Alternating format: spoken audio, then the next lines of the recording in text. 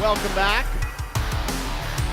We've got a couple more great panels for you today here at the E3 Coliseum, and this one is all about fighting games in esports. So I wanted to welcome some very special guests from Bandai-Namco to talk about that. First of all, it's my great honor to introduce a man who you all know. You've played his games for many, many years. Please welcome Harada-san.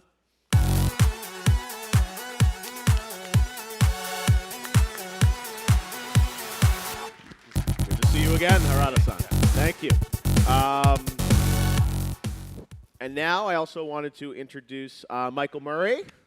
Michael, come on out. Hey, Jeff. How's everything?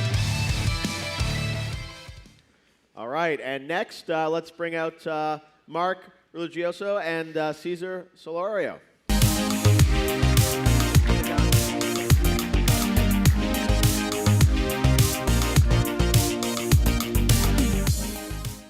All right, well, it's great to have you guys here, and, you know, esports, obviously, everyone's talking about, but fighting games and esports, it's always been something that I've seen as a huge opportunity, because I think it's, you know, out of all the esports fighting games, it's so easy to understand, and that it's a fighting game, and it's very clear and direct about what's happening on screen, which I think is such an amazing opportunity to kind of, you know, grow not only esports, but also the fighting game genre.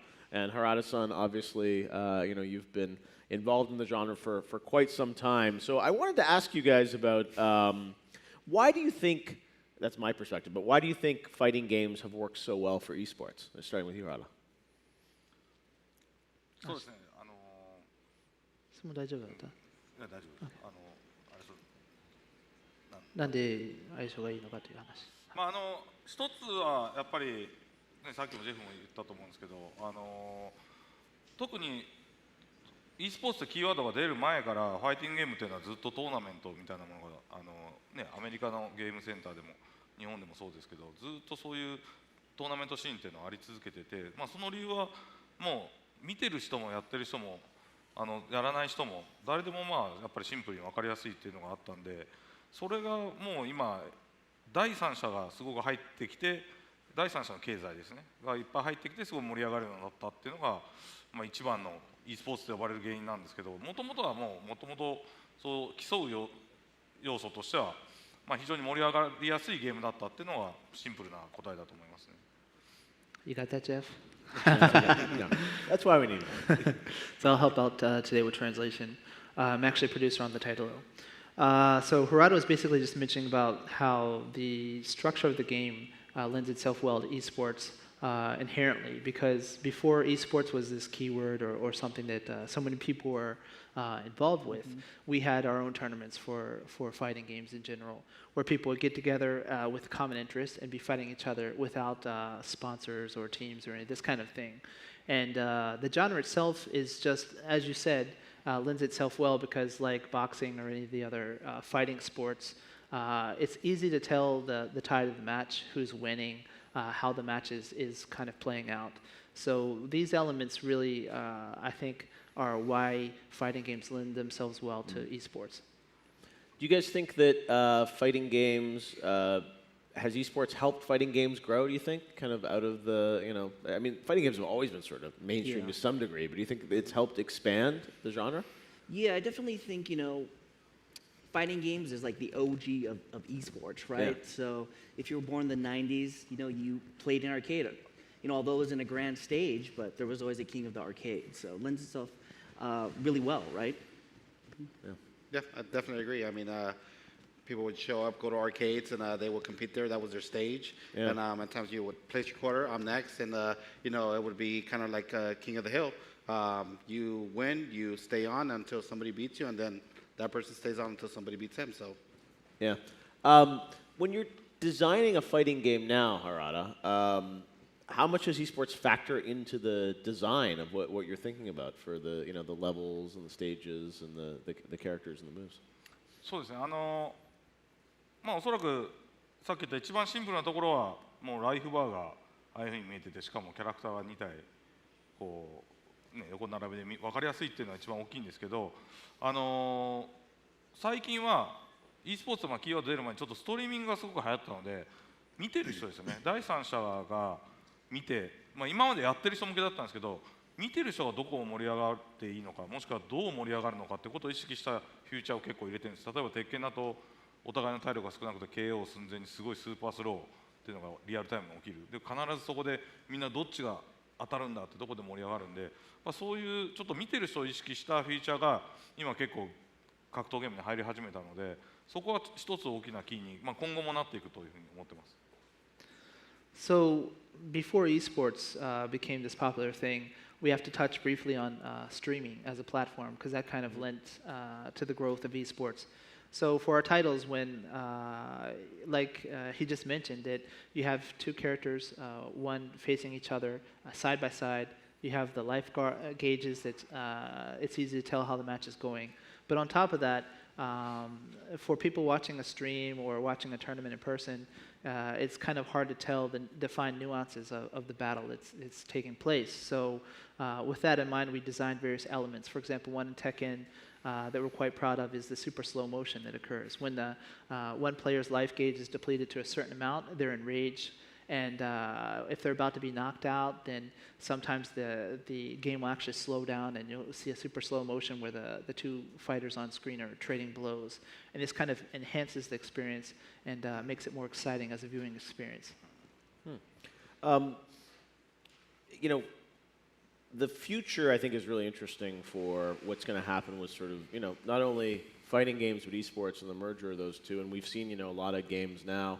What I think is interesting about fighting games is that we have the new games that are doing well with esports, and we have a lot of classic games that people continue to enjoy. I'm wondering, as we move forward, do you think it's going to be the same thing, where there's going to be this interest in, you know, I mean, even, you know, like a Smash, I mean, people are still playing old ones and new ones. I mean, we're seeing that with others. So where do you think that's always going to be the thing, where there's going to be kind of bifurcation of sort of the new fighting games and the old games, and both are going to be good for esports? Esports. どうなんあ俺 I guess all you anyone guys, can yeah. do. I could go mean, first if you I think that you know, it will continue to grow, especially with new games. Yeah. Definitely, people will migrate over to the newer games, but the older games tend to not die out. Yeah. You still have those big fans that tend to still migrate over to, you know, the older Tekkens, you know, the older Smash Brothers. So those won't go away. But the thing with that is, you don't really get newer players. Right. So that's where it kind of tends to fade out a bit. But the newer players are migrating over to the newer games, and that's where you see, you know, the younger generation trying to, you know, step in and really show off their skills. So. Yeah, I also think that, you know, as esports and fighting games evolve too, you know, the kind of presentation, the format, and kind of the life cycle of the game will actually improve too, right? It might be a longer life cycle, you know, so we might be able to keep a fan base longer and longer. So that's definitely something that I feel like will evolve into.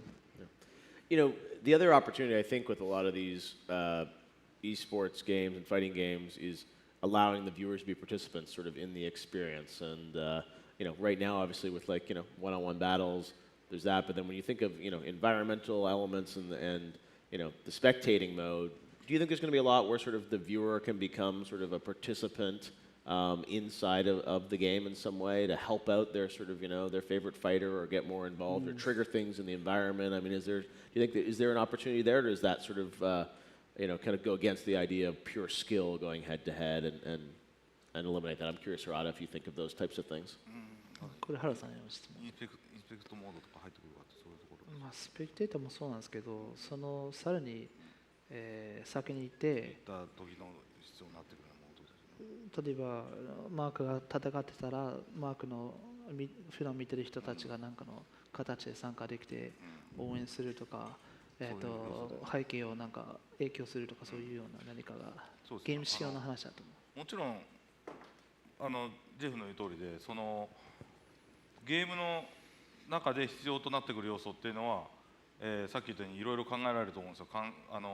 見てる人だけじゃなくてどうストリーミングするか、あとカメラをいろんなマルチアングルにできるようにするとか、ゲームの機能すごい大切なんですけど、実は我々今注目しているのはどちらかというとプレイヤーの自身のプロフィールをどうやって今戦っている人がどういう人物で、そしてどういう因縁が他のプレイヤーとあってっていうところをどう知らせていくかっていうことの方がすごく重要視してますね。だから例えばみんながボクシングとか総合格闘技のショーを見ると思うんですけど、意外と普段見てない人でもあれはすごく見るじゃないですか。その時に試合の前に必ずそういうプロモーションビデオ入りますよね。この選手がいたらどういう選手なのかっていうのが。あれをもうちょっとゲームの中でうまくコミュニティの紹介する方法をもうちょっとシステマチックにできないかってことを今すごく僕は考えてますね。それとゲームをどうリンクするかっていうところに注目してます。So he was just saying that kind of incorporating that viewer experience into the game, he understands where you're going with it, but the way he sees it is maybe a bit different. And perhaps even comparing it to sports like boxing or MMA, where you see the match and maybe sometimes you don't know what's going on, so the stream or the TV or whatever you're watching it on will show the stats of that particular fighter or show past kind of highlight reels of when they fought their opponent in a previous match or something like that. So he's currently interested in if there's some kind of way to show that in game in between the matches to kind of give that background info on the fighters. Interesting idea. I mean, you guys know obviously at these tournaments the fans are sort of super, into a lot of these matches. I mean, Evo, things like that. I mean, there's so much energy. How do you see the fans kind of becoming a bigger part of the sort of the experience around fighting games and esports, or are they strictly going to be observers? I definitely think, on the platform kind of streaming side of things that, a lot of these platforms that have APIs, plugins to actually let the viewer observer, actually interact. They can donate bits, stuff like that. So I definitely think, as things kind of progress, obviously we have emerging platforms too coming in the future. As we see kind of the whole streaming kind of generation take off, we see how, people interact, right? So I don't see how, in the future that, you can cheer for your favorite fighter while they're competing, donate whatever it be, and show different ways so you can kind of support them. Good idea. That's one thing interesting we've noticed as well is that not everyone wants to go to a tournament and be a top player. A lot of people, just like you, not everyone wants to go to the UFC and be a fighter. Right. A lot of people are just interested in watching the match itself. So we have a lot of people that don't even play Tekken that'll tune into the streams and they talk about how they love our commentators or they love the top players. And even some of the top players or commentators who are good at marketing themselves will provide T-shirts or whatever, and they really are able to build up a fan base. Yeah. And so we're seeing them support their favorite commentator or player, much like someone would be supporting Michael Jordan or whoever their favorite athlete is. Rod, I'm curious to get your perspective just on the genre in general, but I think it ties into esports. And the idea of 1v1 or, is such a key kind of tenet of fighting games. We've obviously seen other, Smash other games have more players in them, but do you see moving forward, do you think the genre is going to evolve in different ways with, the rise of cloud platforms and sort of more open worlds? I mean, do you think the nature of a fighting game will sort of start to change or may get bigger or broader, involving more players, or like just as a genre and how that could tie into esports? そうですね、難しいなこれ。そうですね、多分 He's thinking about it. Yeah, I don't know. Give us some scoop. I don't know why I got Carrot. carrots. Carrot. I was like, does he have a little bag of carrots in his jacket or I don't something? know why. You could eat it if you want. Should I? Yeah, it's like a little bunny. Come on. First guy to eat a carrot at the Coliseum. そうですね。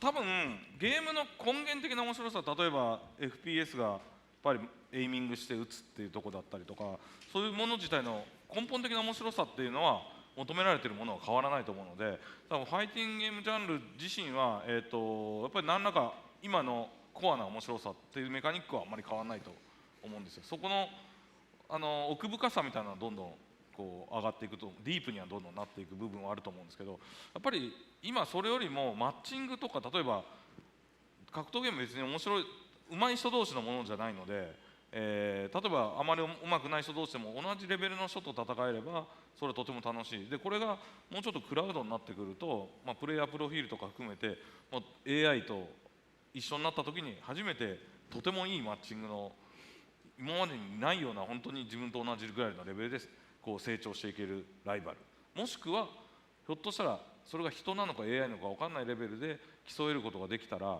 これ一つ革命が起きると思ってて、そうなった時にちょっとそのクラウドゲーミングで世界中の人がちゃんとつながって同じぐらいのレベルでみんながこうガーッと競うこうランクごとに分かれてやるようになったらもっと盛り上がるかなっていう未来はあると思ってます。はい、So he was just saying that he doesn't see the basic format of fighting games changing that much, similar to the fact that an FPS, the core mechanic that's enjoyable about it is aiming on your opponent and shooting. As such, that kind of basic mechanics of fighting games is probably not going to change that much.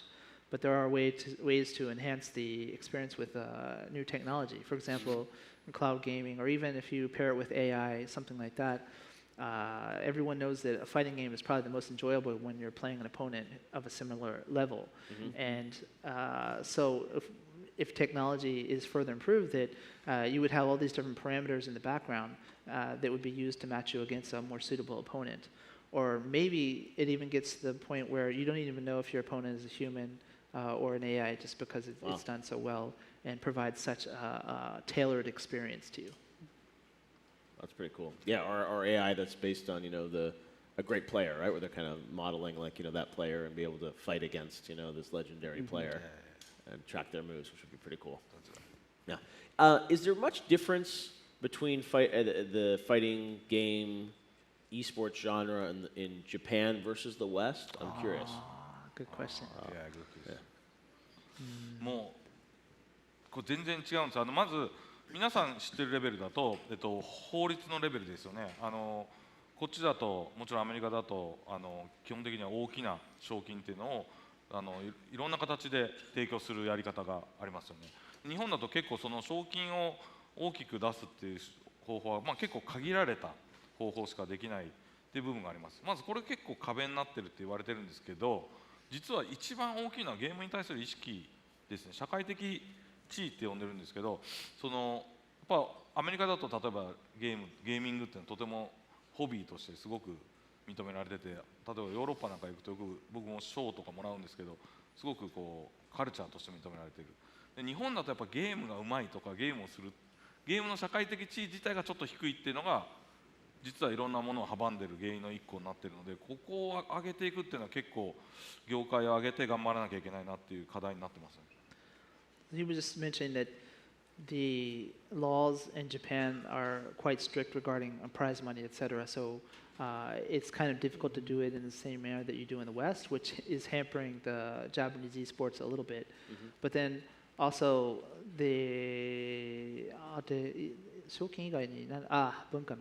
and then so another side of it is also that Rod himself, when he goes to various game shows, etc., he receives awards that are like a culture award for gaming, etc. The viewing of gaming culturally is different. In Japan, it's not as respected. It's kind of actually something that you would want to refrain from in order to study or do whatever you should be doing. Where abroad, it's more like a more respected pastime or even a culturally relevant pastime like that.